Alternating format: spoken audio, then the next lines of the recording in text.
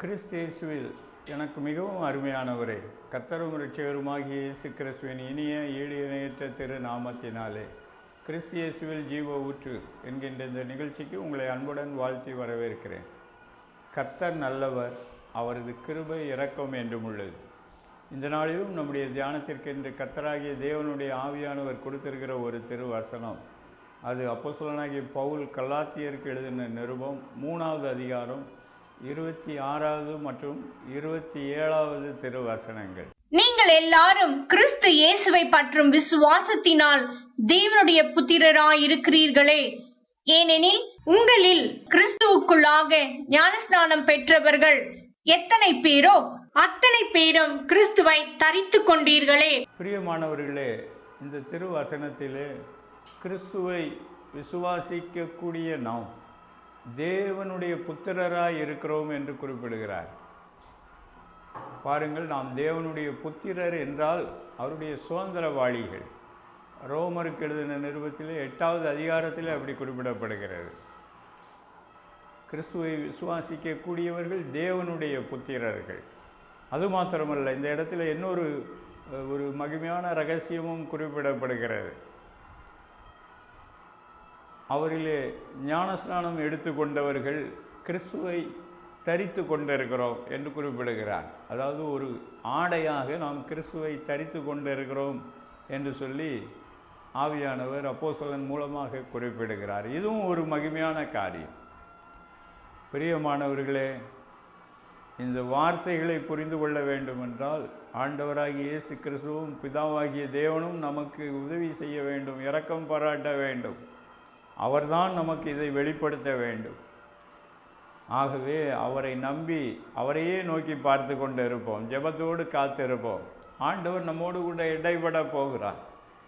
ஆவியானவர் இந்த நாளிலே உங்களை சந்திப்பார். கிறிஸ்து இயேசுக்குள்ளே இந்த ரகசியங்களை கர்த்தர் நமக்கு கற்றுக் கொடுப்பார் என்று சொல்லி நான் கர்த்தருக்குள்ளே விசுவாசித்து இருக்கிறேன். ஸோ ஆவியிலே ஒருமனப்படுங்கள், ஜெபத்தோடு காத்திருங்கள். கர்த்தர் உங்கள் வாழ்க்கையிலே மகிமையாய் கிரியை செய்யும்படிக்கு நானும் ஜெபம் பண்ணுகிறேன். முதலாவதாக, பிரியமானவர்களே, கிறிஸ்துவை விசுவாசிக்க வேண்டும். பாருங்கள், கிறிஸ்துவானவர் இயேசுவாக இந்த பூமியிலே வெளிப்பட்டார். 33 ஆண்டுகள் இந்த பூமியிலே அவர் ஊழியம் செய்தார். தேவனுடைய மகிமையை அந்த காலத்தில் இருந்த ஜனங்கள் கண்டார்கள். அவர் மரித்து உயிர்த்து பரலோகத்துக்கு போன பின்பும் இன்றும் பூமியில் இருக்கக்கூடிய எல்லாரும் அவரை விசுவாசிக்கும் போது, அவருக்கு கீழ்ப்படியும் போது, அவர் நமக்கென்று வைத்திருக்கிற இந்த மகிமையான ஐஸ்வர்யங்களிலே சுதந்திரங்களிலே பங்கடைகிறோம். கர்த்தருக்கு ஸ்தோத்திரம், தேவனுக்கே மகிமை. விசுவாசிக்கிறவர்கள், கிறிஸ்துவை விசுவாசிக்கிறவர்கள் தேவனுடைய புத்திரராய் இருக்கிறார்கள். பாருங்கள், இன்று அரசாங்கம் டிரைவிங் லைசன்ஸ் 18 வயதான பிறகுதான் லைசன்ஸ் கொடுக்கிறார்கள், ஓட்டுநர் உரிமம் கொடுக்கிறார்கள். அதே போலத்தான் நாம் ஆண்டவராகிய இயேசு கிறிஸ்துவை ஏற்றுக்கொள்ளும் பொழுது, பிதாவாகிய தேவனுக்கு முன்பதாக ஒப்புரவாக்கப்படும் பொழுது தேவனுடைய பிள்ளைகளாக நாம் மாறுகிறோம். ஆவியானவர் நமக்கு கற்றுக் கொடுக்கிறபடி, கிறிஸ்து நமக்கு உபதேசிக்கிறபடி நாம் கர்த்தருக்குள்ளே வளர வேண்டும். அப்பொழுது நாம் புத்திரராய் இருக்கிறோம். ரோமர் 8வது அதிகாரத்திலே அது குறிப்பிடப்படுகிறது. எவர்கள் தேவனுடைய ஆவியினால் நடத்தப்படுகிறார்களோ அவர்கள் தேவனுடைய புத்திரராய் இருக்கிறார்கள். ஸ்தோத்திரம். நாம் புத்திரராய் இருந்தால் தேவனோடு சுதந்திரவாளிகளாகவும் இருக்கிறோம். பாருங்கள், கிறிஸ்துவின் சுதந்திர வீதங்களிலே கிறிஸ்துவுக்கென்று தேவன் வைத்திருக்கிற அந்த ஒப்பற்ற மகிமையான சுதந்திரத்திலே உங்களுக்கும் எனக்கும் உரிய சுதந்திர வீதங்களுக்கு நாம் பங்குள்ளவர்களாக மாறுகிறோம். விசுவாசத்தின் அடிப்படையிலே இது நடைபெறுகிறது. அடுத்து என்ன குறிப்பிடப்படுகிறது என்றால், ஞானஸ்நானம் பெற்றவர்கள், நீங்கள் ஆண்டவராகி இயேசு கிறிஸ்துவை விசுவாசித்த பின்பு கர்த்தர் உங்களுக்கென்று வைத்திருக்கிற சபையிலே சென்று நீங்கள் ஞானஸ்நானம் எடுத்துக்கொள்ள வேண்டும். அந்த ஞானஸ்தானத்தின் மூலமாக நடைபெறுகிற ஒரு மகிமையான காரியம், கிறிஸ்துவை நாம் தரித்து கொள்கிறோம். ஒரு ஆடையாக நாம் தரித்து கொள்ளுகிறோம். ஸ்தோத்திரம். இன்று இதனுடைய மேன்மையை இந்த நாளில் இதை கேட்டுக்கொண்டு இருக்கக்கூடிய ஒவ்வொருவரும் புரிந்து கொள்ள வேண்டும். ஒருவேளை நீங்கள் ஏற்கனவே விசுவாசியாக இருந்தாலும் சரி, அல்லது இன்று புதிதாக நீங்கள் இந்த வார்த்தைகளை கேட்டுக்கொண்டு இருந்தாலும் சரி, உங்களையும் ஆண்டவர் நேசிக்கிறார். கிறிஸ்து இயேசு இந்த பூமியிலே வந்து நமக்காக நம்முடைய பாவங்கள், நம்முடைய அக்கிரமங்கள் மீறுதலுக்காக சிலுவையிலே அவர் மரித்து மறுபடி 3ஆம் நாள் வேத வாக்கியங்களின்படி உயிர்த்து பரமேறி சென்று இன்று நமக்காக பரிந்து பேசி கொண்டு இருக்கிறார். நமக்கென்று அந்த பரலோக பாக்கியத்தை கொடுக்கும்படிக்கு அவர் பரலோகத்திலே சிங்காசனத்தின் வலது பக்கத்தில் அமர்ந்திருக்கிறார் என்று விசுவாசிக்கும் பொழுது, அவரை ஏற்றுக்கொள்ளும் பொழுது, நம்முடைய குற்றங்கள் குறைவுகளை அவரிடத்தில் அறிக்கை செய்யும் பொழுது, விட்டு விடும் பொழுது, நாம் தேவனுடைய கிருபையும் இரக்கங்களையும் பெற்றுக்கொள்கிறோம். நாம் தேவனுடைய பிள்ளைகளாக மாறுகிறோம். தொடர்ந்து கர்த்தரிலே வளரும் பொழுது தேவனுடைய புத்திரர்கள் என்கின்ற அந்த சிலாக்கியத்தை பெற்றுக்கொள்கிறோம். ஸ்தோத்திரம். இன்றே நீங்கள் உங்களுக்கு அருகாமையில் இருக்கக்கூடிய ஒரு சபையிலே சென்று ஸ்தோத்திரம் 1-2 வாரங்கள் போய் பாருங்கள். அங்கே கர்த்தருடைய வார்த்தை கரெக்டாக சொல்லப்படுகிறதா என்று பார்த்து அங்கே ஞானஸ்நான சத்தியத்திற்கு கீழ்ப்படியுங்கள். ஞானஸ்நான சத்தியத்திற்கு நீங்கள் கீழ்ப்படியும் பொழுது கிறிஸ்துவை தரித்து கொள்ளுகிறீர்கள். கர்த்தருக்கு ஸ்தோத்திரம். தேவனுக்கே மகிமை உண்டாகட்டும். ஸ்தோத்திரம். இது ஒரு ஆவிக்குரிய காரியம். இதை நீங்கள் விசுவாசிக்கும் பொழுது இது உங்கள் வாழ்க்கையிலே கர்த்தர் செய்கிறார். அது ஒரு அதிசயமான கிரியை. அதை நீங்கள் தேவநாம மகிமைக்கென்று அவருடைய கிருபையினால், அவருடைய ஆவியானவருடைய ஒத்தாசையினால் பெற்றுக்கொள்ள முடியும். இதன் மூலமாக நீங்கள் மறுபிறப்பு அடைகிறீர்கள். ஆண்டவராகிய இயேசு கிறிஸ்து குறிப்பிட்டார், ஒருவன் ஜலத்தினாலும் ஆவியினாலும் மறுபிறப்பு அடையும் போதுதான் அவன் தேவனுடைய ராஜ்யத்திலே, அவன் தேவனுடைய ராஜ்யத்திற்கு உரியவனாக, தேவனுடைய ராஜ்யத்தின் ஒரு சிட்டிசனாக, குடிமகனாக மாறுகிறான். ஸ்தோத்திரம். இதிலே நம்மை நாமே இந்த விஷயத்திலே நம்மை பின்னுக்கு தள்ளக்கூடாது. ஆவியானவர் இந்த விஷயத்திலே நீங்கள் ஒரு உறுதியான முடிவு எடுக்க வேண்டும் என்று கர்த்தருடைய ஆவியானவர் விரும்புகிறார். பிரியமானவர்களே, இதில் இன்னும் அருமையான மேன்மையான காரியங்கள் இருக்கிறது. பாருங்கள், இயேசு கிறிஸ்துவை ஏற்றுக்கொண்ட பிறகு கிறிஸ்துவுக்குள் தான் நாம் புதிய சிருஷ்டியாக இருக்கிறோம் என்று. அதனால தான் இந்த ரெண்டையுமே சொல்லுகிறேன். தேவனுடைய புத்திரராகவும் கர்த்தர் நம்மை வைத்திருக்கிறார். கிறிஸ்துவுக்குள் நாம் எப்படி இருக்கிறோம் என்பதையும் நாம் புரிந்து கொள்ள வேண்டும். இன்று இயேசுவை அறிந்திருக்கிறேன் என்று சொல்லி நம்ம இருதயத்துக்குள்ளேயே வைத்திருக்கிறேன் என்று சொல்லி நான் பார்த்திருக்கிறேன். சில பேர் அப்படி இருக்கிறார்கள். அவருடைய சூழ்நிலைகளின் நிமித்தம் அவர்கள் தள்ளி போட்டுக்கொண்டே இருப்பார்கள். ஆனாலும் கிறிஸ்துவின் பூரணத்தை நாம் அனுபவிக்க வேண்டும் என்று தேவன் விரும்புகிறார். நீங்கள் கர்த்தருக்குள்ளே அதற்கு கீழ்ப்படிவீர்கள் என்றால் கிறிஸ்துவுக்குள்ளான அந்த புதிய சிருஷ்டிப்பின் ஆசீர்வாதங்களை நாம் பெற்றுக்கொள்ளணும். கிறிஸ்துவுக்குள் இருந்தால்தான் புது சிருஷ்டி. அதே போல் அப்போஸ்தலர் இன்னொரு இடத்துல குறிப்பிடுகிறார், கிறிஸ்துவுக்குள் எங்களை எப்பொழுதும் வெற்றி சிறக்க பண்ணி எங்களை கொண்டு அவரை அறிகிற அறிவின் வாசனையை அவர் எல்லா இடங்களிலும் வெளிப்படுத்தி கொண்டு வருகிறார் என்று குறிப்பிடுகிறார். இந்த இயேசுவை நீங்கள் அறிகிறீர்கள். சில பேர் பாவமன்னிப்பின் ரட்சிப்பின் கிருபையை கூட பெற்றுக்கொள்வார்கள். ஆனாலும் அதை மூடி வைக்கும்போது என்ன ஆகிறது? எனக்கன்பான தேவனுடைய ஜனமே, ஸ்தோத்திரம். ஆண்டவராகி இயேசு கிறிஸ்து தாமே குறிப்பிட்டார், மனுஷருக்கு முன்பதாக என்னை அறிக்கை பண்ணுகிறவன் எவனோ அவனை நான் பிதாவாகிய தேவனுக்கு முன்பதாக, தேவதூதர்களுக்கு முன்பதாக அறிக்கை செய்வேன் என்று சொல்லியிருக்கிறார். மற்றவர்களுக்கு முன்பதாக மறுதளிக்கிறவர்களை அவரும் கண்டுகொள்ளாமல் இருப்பார். பைபிளில் வசனம் இருக்கிறது. ஸ்தோத்திரம். இன்று கர்த்தருடைய சபைக்கு சென்று ஞானஸ்நான சத்தியத்திற்கு கீழ்ப்படியும்படிக்கு ஆவியானவர் உங்களை அன்பாய் அழைக்கிறார். இதன் மூலமாக கிறிஸ்துவின் அந்த மகிமையான ஐஸ்வர்யங்களுக்கு நீங்கள் பங்குள்ளவர்களாக மாற முடியும். கிறிஸ்துவுக்குள் உங்களுக்கு புது சிருஷ்டியை கொடுப்பார். கிறிஸ்துவுக்குள் ஜெய வாழ்க்கையை கொடுப்பார். முற்றிலும் ஜெயம் கொள்ளுகிறவர்களாக அவருடைய அன்பு மாறாத அன்பாக இருந்து கொண்டு இருக்கிறார். அதை நாம் பெற்றுக்கொள்ள முடியும். கர்த்தருக்கு ஸ்தோத்திரம். தேவனுக்கே மகிமை உண்டாகட்டும். அடுத்தபடியாக ஸ்தோத்திரம், என்று ஆவியானவர் சில இந்த ஞானஸ்நானத்தின் அடிப்படை சத்தியத்தை மறந்தவர்களுக்கு ஆவியானவர் இன்று ஒரு புதிய வாய்ப்பை கொடுக்க வேண்டும் என்று அவர் விரும்புகிறார். ஒருவேளை நீங்கள் சபைகளுக்கு சென்று கொண்டு இருக்கலாம். ஸ்தோத்திரம். என்னுடைய ஊழிய பயணத்தில் ஏறக்குறைய ஸ்தோத்திரம் 35 ஆண்டுகள் ஊழிய பயணத்தில், ஒரு 26 ஆண்டுகள் முழு நேர ஊழிய பயணத்திலே நான் பார்த்திருக்கிறேன். இன்று கிறிஸ்துவை அறிந்திருக்கிறேன் என்று சொல்லுகிறவர்களும் கூட அந்த ஞானஸ்நானத்தின் மூலமாக கர்த்தர் நமக்கு என்ன செய்திருக்கிறார் என்பதை மறந்து விடுகிறோம்.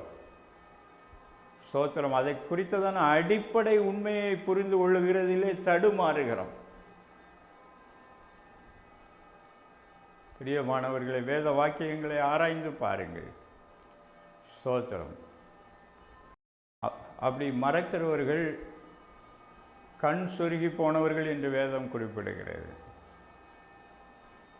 அவர்கள் ஆண்டவராகிய இயேசு கிறிஸ்துவின் மூலமாக தேவனிடத்திலே அந்த பெற்ற சிலாக்கியத்தின் மேன்மையை அறியாமல் இருக்கிறார்கள் என்று வேதம் குறிப்பிடுகிறது.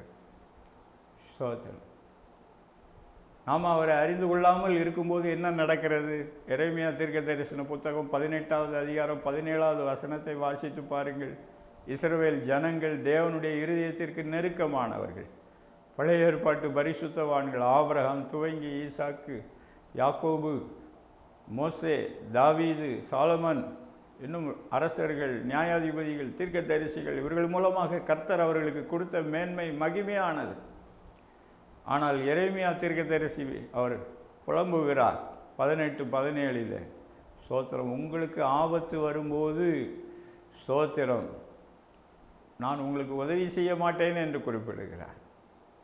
பாருங்கள், எதனால் அப்படி சொல்லுகிறார்? சற்று யோசனை பண்ணி பார்க்க வேண்டும்.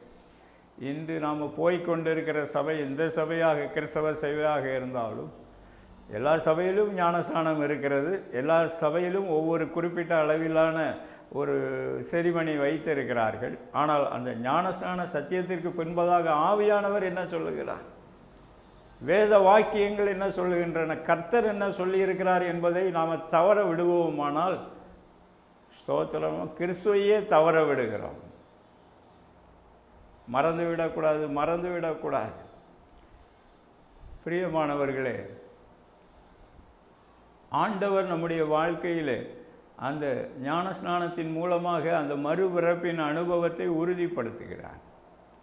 ஸ்தோத்திரமாக நாம் கிறிஸ்து இயேசுவாக சிலுவையில் அவர் மரித்ததின், அவர் நமக்காக மரித்திருக்கிறார் என்பதை அவரோடு அடையாளப்படுத்தும் பொழுது அவருடைய அடக்கத்திலே நாம் அவரோடு கூட பங்கு பெறும். அவருடைய சிலுவை மரணம் நமக்காக அவர் பலியானபடியினால் நம்மை அவரோடு அடையாளப்படுத்தி அதன் அடையாளமாக அவருடைய மரணத்திற்கு ஒப்பான ஒரு அடையாளத்தின்படியாக நாம் அவர் மறுபடியும் உயிர்த்தெழுந்தலின் அடையாளமாக நாம் மறுபிறப்புக்கு பங்குள்ளவர்களாக மாறுகிறோம்.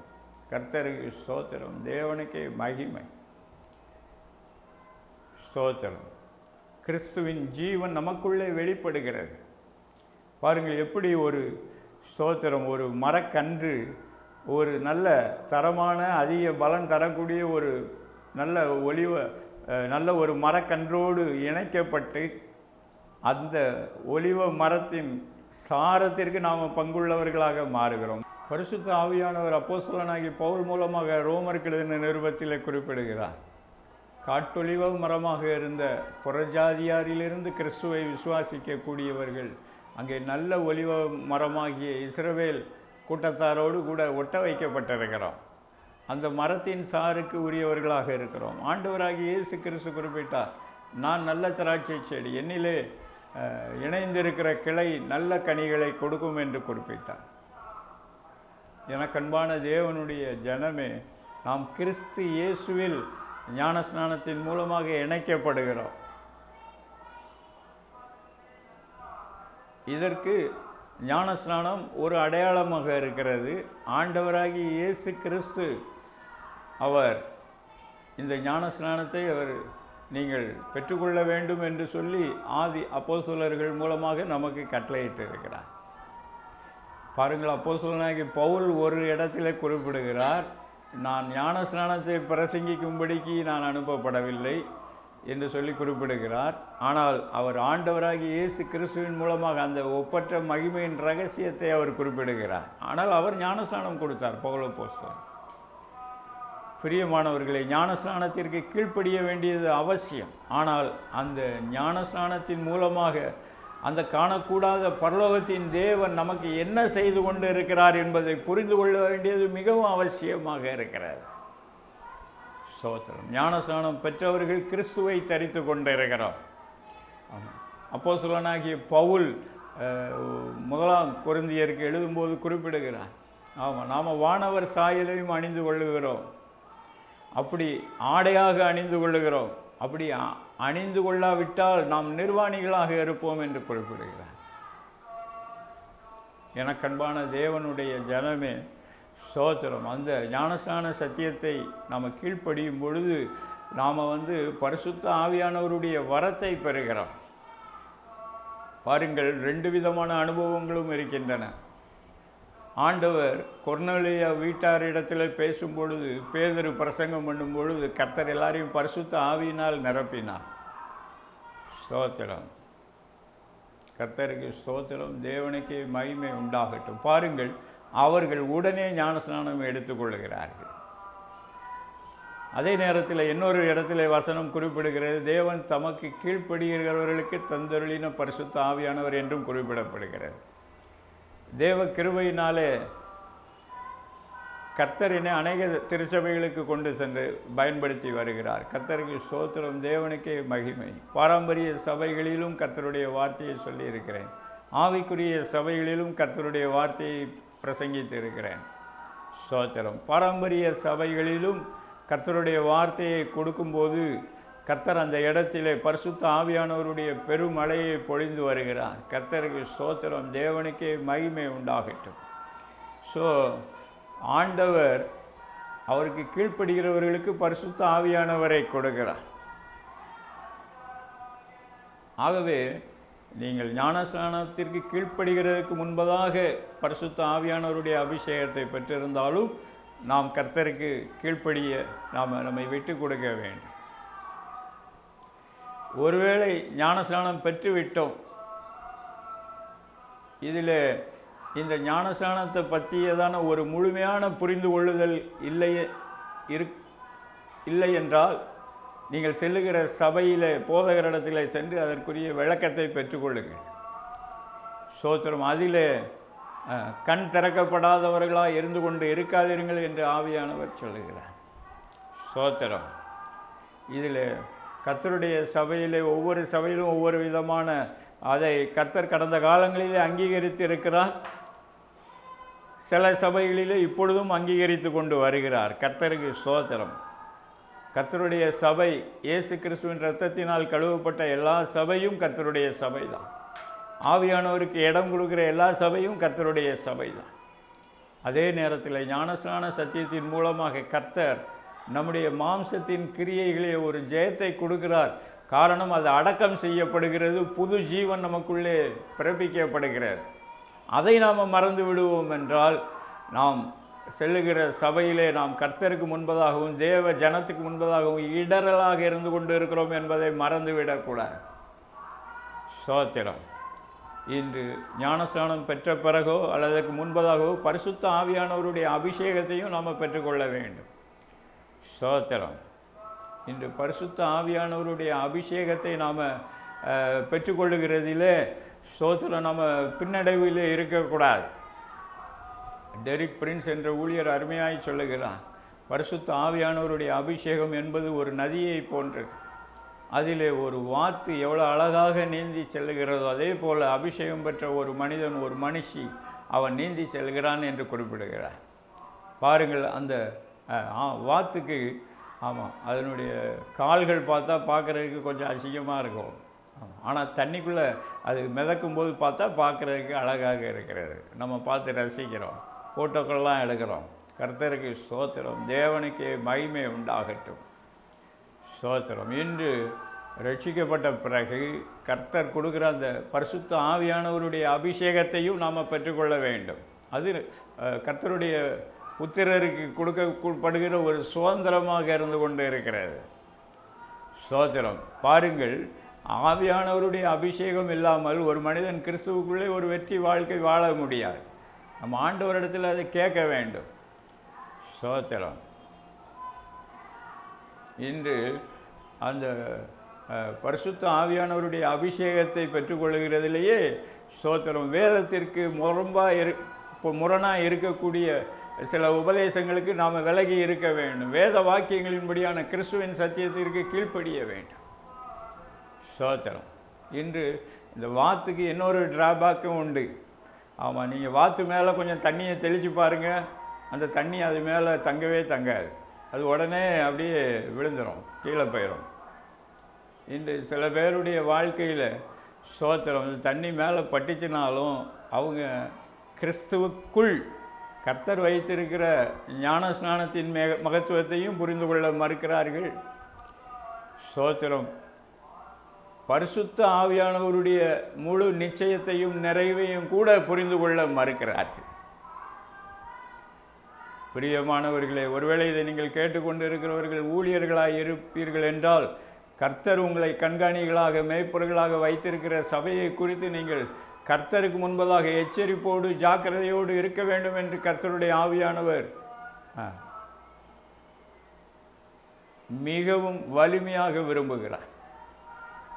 இல்லையென்றால் நாம் எல்லாருமே ஒரு நாள் கிறிஸ்துவுக்கு முன்பதாக கணக்கு ஒப்புவிக்கக்கூடியவர்களாக இருக்கிறோம் என்பதை மறந்துவிடக்கூடாது. கர்த்தருக்கு ஸ்தோத்திரம். தேவனுக்கே மகிமை உண்டாகட்டும். ஸ்தோத்திரம். இன்று பரிசுத்த ஆவியானவருடைய அபிஷேகத்தை பெற்று கிறிஸ்துவுக்குள் வாழுவது என்றால் எதை குறிக்கிறது? ஸ்தோத்திரம். சாது சுந்தர் சிங் அவர்கள் அழகாக குறிப்பிடுகிறார், ஒரு தண்ணீருக்குள்ளே மீன் இருக்கும்போது கிறிஸ்துவுக்குள் இருப்பதை போன்று நாம் உணர்கிறோம். கிறிஸ்துவை விட்டு நாம் விலகி செல்லும்போது மீன் எப்படி தண்ணி இல்லாமல் கஷ்டப்படுகிறதோ அதே போல் நாம் கஷ்டப்படுகிறோம். அதை ஒரு உவமையாக சொல்லுகிறார் அவர். கர்த்தருக்கு ஸ்தோத்திரம். தேவனுக்கே மகிமை உண்டாகட்டும். அதே நேரத்தில் இன்று கிறிஸ்துவுக்குள் நாம் வாழுகிறோமா யோசனை பண்ணி பார்ப்போம். ஸ்தோத்திரம். சில நேரம் சபைக்கு சென்றால் மாத்திரம் நம்ம கிறிஸ்துவுக்குள்ளே இருக்கிறோம் அப்படின்னு நினைக்கிறோமா? யோசனை பண்ணி பார்ப்போம். ஸ்தோத்திரம். இன்று கிறிஸ்துவுக்குள் வாழுவது என்பது தண்ணீருக்குள் இருக்கிற உயிருள்ள மீனை போன்றது. அது மாத்திரமல்ல, அது ஒரு உவமை மாத்திரம்தான். மற்றொன்று பரிசுத்த ஆவியானவரால் இயக்கப்படுகிற ஒரு பறவையை போன்ற ஒரு வாழ்க்கை. ஸ்தோத்திரம். ஆமாம், தீர்க்கதரிசி ஏசாயாவில் குறிப்பிடுகிறார், கர்த்தருக்கு காத்திருக்கிறவர்கள் புது பலன் அடைந்து செட்டைகளை அடித்து கொண்டு கழுகுகளைப் போல எழும்புவார்கள் என்று குறிப்பிடுகிறார். ஸ்தோத்திரம். அது கழுகு என்பது பழைய ஏற்பாட்டு வேதாகமத்தின்படி அது ஒரு ஒரு ஒரு கர்த்தருக்கு முன்பதாக அது ஒரு நல்ல பறவை அல்ல. ஆனால் அதே நேரத்தில் அது ஆண்டவர் ஒரு ஓமையாய் சொல்லியிருக்கிறார். அதிலும் பரிசுத்த நிலைகள் இருக்கின்றன. ஸ்தோத்திரம். இன்று ஆவியானவர் இன்று நமக்கு வலியுறுத்துகிற காரியம், நாம் கிறிஸ்துவுக்குள் இருக்கிறோமா என்பதுதான் காரியம். இன்று உங்களை நீங்களே ஏமாற்றிக் கொள்ளாதிருங்கள். நீங்கள் போகிற சபையிலே கிறிஸ்துவுக்குள் நீங்கள் இருக்கிறீர்களா என்பதை நிச்சயப்படுத்திக் கொள்ளுங்கள். ஆவியானவர் அன்பாய் எச்சரிக்கிறார். ஸ்தோத்திரம். கடைசி காலத்தில் ஆண்டவர் அதை வலியுறுத்த வேண்டும் என்று விரும்புகிறார். ஆண்டவராகி இயேசு கிறிஸ்துவுக்கு கீழ்ப்படிந்து ஸ்தோத்திரம்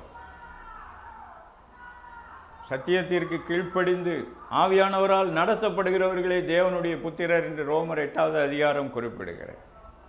ஸ்தோத்திரம். ஆண்டவராகிய இயேசு கிறிஸ்து கொடுக்கிற அவருடைய ஞானஸ்நானம் அது முழுமையான ஞானஸ்நானம்.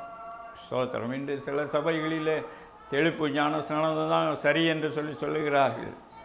ஸ்தோத்திரம். இன்று நான் கர்த்தருடைய சபையில் அந்த குறிப்பிட்ட சபை பிரிவிலே அநேக சபைகளிலே சென்று செய்யும்போது கர்த்தர் அவர்களை பரிசுத்த ஆவியானவரால் நிரப்பி இருக்கிறார். நான் பார்த்திருக்கிறேன், ஆச்சரியப்பட்டிருக்கிறேன். அது தேவனுடைய அன்பு, மிகுந்த இரக்கம், மிகுந்த தயவு, மிகுந்த கிருபை. ஸ்தோத்திரம். ஆனால் அந்த திருவசனமாகிய தண்ணீருக்குள்ளே நாம் மூழ்கி இருக்க வேண்டும் என்று திருவசனம் குறிப்பிடுகிறது. ஆமாம், அப்போஸ்தலனாகிய பேதுரு அதை குறிப்பிடுகிறார். திருவசனமாகிய தண்ணீரினால் நீங்கள் துப்புரவாக கழுவப்பட்டீர்கள் என்று குறிப்பிடுகிறார். ஆண்டவராகிய இயேசு கிறிஸ்து அவர் கடைசி திருவிருந்து ராப்போஜனத்திலே அவர் அழகாக அதை ஒரு குறிப்பிட்டு காட்டுகிறார்.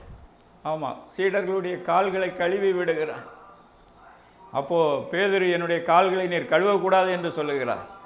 ஆமாம், அப்போ ஆண்டவராகிய இயேசு கிறிஸ்துவின் வாயிலிருந்து வந்த வார்த்தைகள், ஆமாம், மூழ்கினவன் முற்றிலும் சுத்தமாக இருக்கிறான்.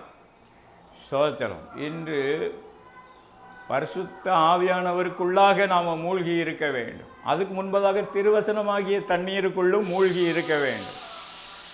ஸ்தோத்திரம். அதுக்கு ஞானஸ்நானம் ஒரு ஒப்பனையாக இருந்து கொண்டு இருக்கிறார்.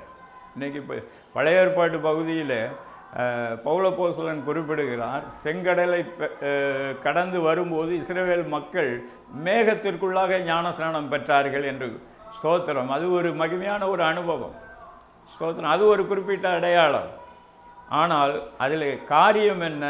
ஒரு மனிதன் ரட்சிக்கப்படும் பொழுது அவன் இயேசு கிறிஸ்துவின் இரத்தத்தினால் கழுவப்பட்டிருக்க வேண்டும். திருவசனமாகிய தண்ணீருக்குள்ளே அவன் மூழ்கி இருக்க வேண்டும்.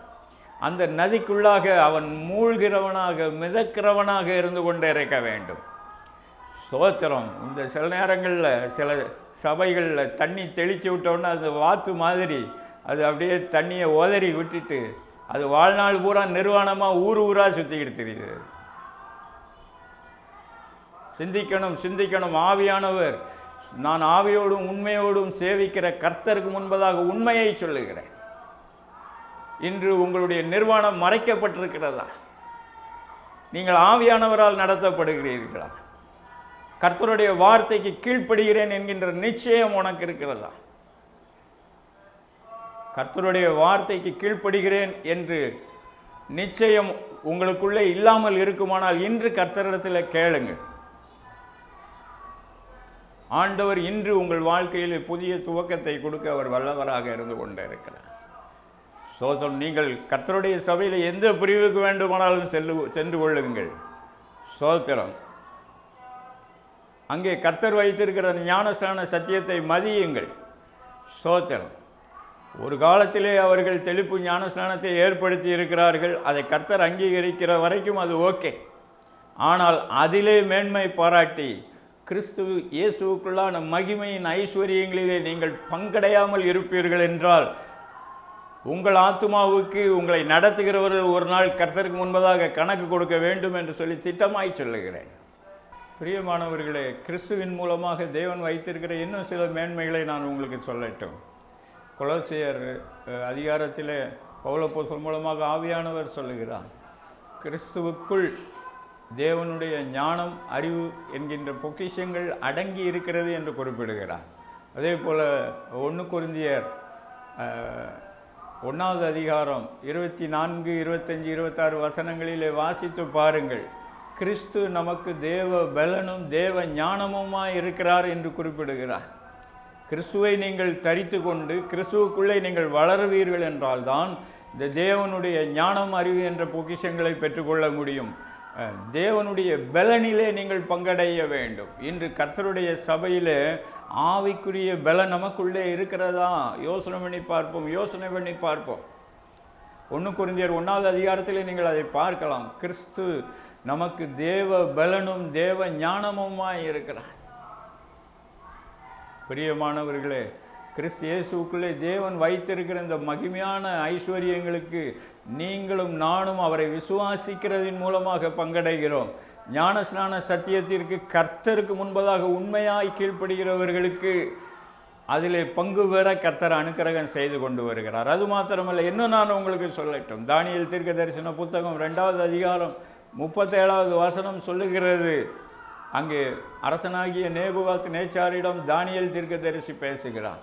பரலோகத்தின் தேவன் உமக்கு ராஜரீகத்தையும் பராக்கிரமத்தையும் பலனையும் மகிமையையும் கொடுத்திருக்கிறார் என்று குறிப்பிடுகிறார்.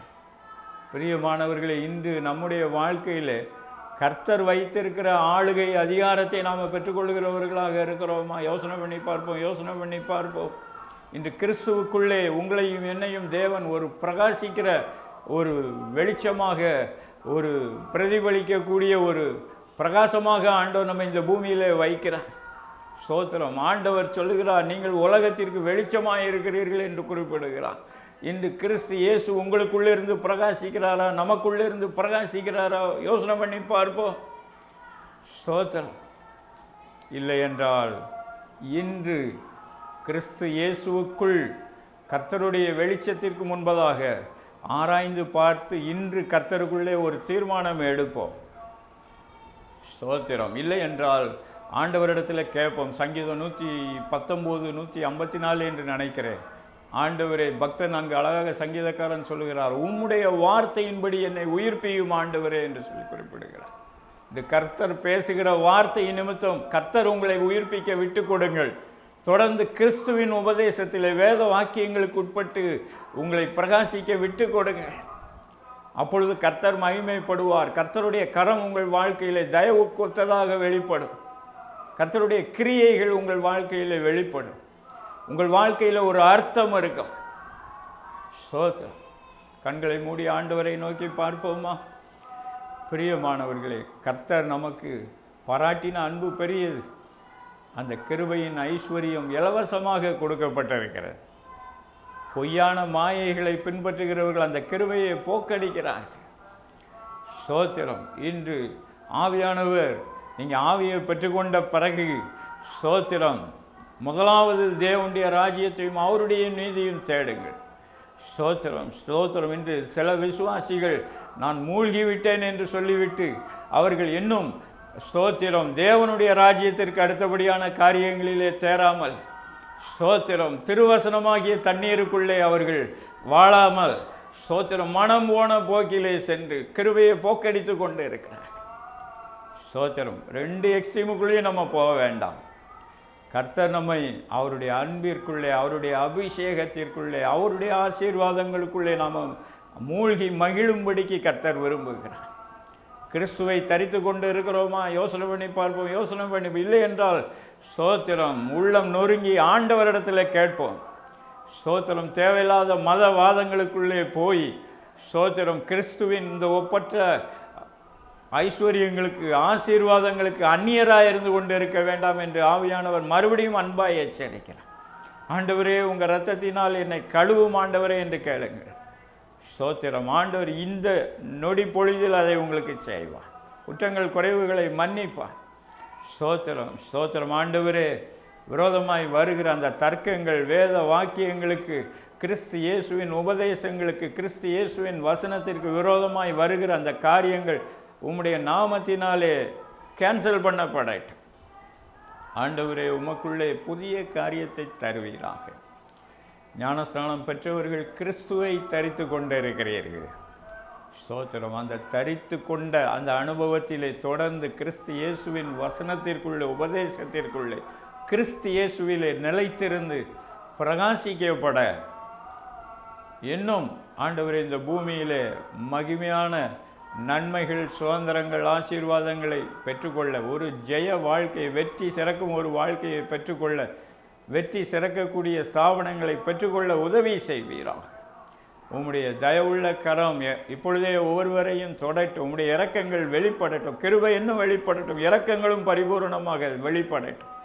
தயவு வெளிப்படட்டும். ஆண்டவர், ஒவ்வொருவருடைய வாழ்க்கையிலும் ஆவிக்குரிய வாழ்க்கையில் இருக்கிற கசப்பு, வெறுமைகள் நீங்கி போகட்டும். ஆண்டவரே, உமக்குள்ளே சமாதானம் உண்டாகட்டும். வெற்றி சிறக்கக்கூடிய வாழ்க்கை உண்டாகட்டும். ஆண்டவரே, நாங்கள் தேவனுடைய புத்திரரானால் சுதந்திரவாளிகளுமாமே என்று சொன்னபடியா சுதந்திரவாளிகளாக இருக்கும்படிக்கு ஆசீர்வதிப்பீராக. ஸ்தோத்திரம். ஸ்தோத்திரம். கிறிஸ்து இயேசுவின் மூலமாக தேவன் வைத்திருக்கிற அந்த மகிமையின் ஐஸ்வர்யங்கள் இறங்கட்டும் ஆண்டவரே. ஸ்தோத்திரம். ஸ்தோத்திரம். அப்பா லீபாராதிகள் கினியாந்தர ஹபா ஹபா ஹபா ஹபா. ஸ்தோத்திரம். ஸ்தோத்திரம். தேவனுடைய அபிஷேகம் கிறிஸ்து இயேசுவின் மூலமாக இறங்கி கொண்டு இருக்கிறது. தேவையில்லாத நெகட்டிவ் டாக்டரின்ஸை ஆண்டவர் உங்கள் இருதயங்களிலிருந்து அப்புறப்படுத்தி கொண்டு இருக்கிறார். ஸ்தோத்திரம். கிறிஸ்து இயேசுவின் வசனத்துக்கு, உபதேசத்துக்கு கீழ்ப்படியக்கூடிய ஒரு தன்மையை கர்த்தர் கொடுத்து கொண்டு இருக்கிறார். ஸ்தோத்திரம். முதலாவது தேவனுடைய ராஜ்யத்தையும் அவருடைய நீதியையும் தேடும்படிக்கு ஒரு அனுக்கிரகத்தை கர்த்தர் கொடுத்து கொண்டு இருக்கிறார். இதன் மூலமாக உங்கள் வாழ்க்கையில் இருக்கிற தடைகள் எல்லாம் நீங்கி போகிறது என்று ஆவியானவர் சொல்கிறார். கர்த்தர் உங்களுக்கு புதிய காரியங்களை செய்கிறேன் என்று சொல்லுகிறார். தேவனுடைய அனுக்கிரகம் ரெட்டிப்பாக உங்கள் மீது இறங்கி கொண்டிருக்கிறது. ஆண்டவரே, உமக்கே சகல துதி கனம் மகிமையார் எடுக்கிறோம். கிறிஸ்தேசுவின் நாமத்தில் ஜெபிக்கிறோம் நல்ல பிதாவே. ஆமென், ஆமென். பிரியமானவர்களே, கர்த்தர் உங்களை ஆசீர்வதிப்பாராக. ஆமென்.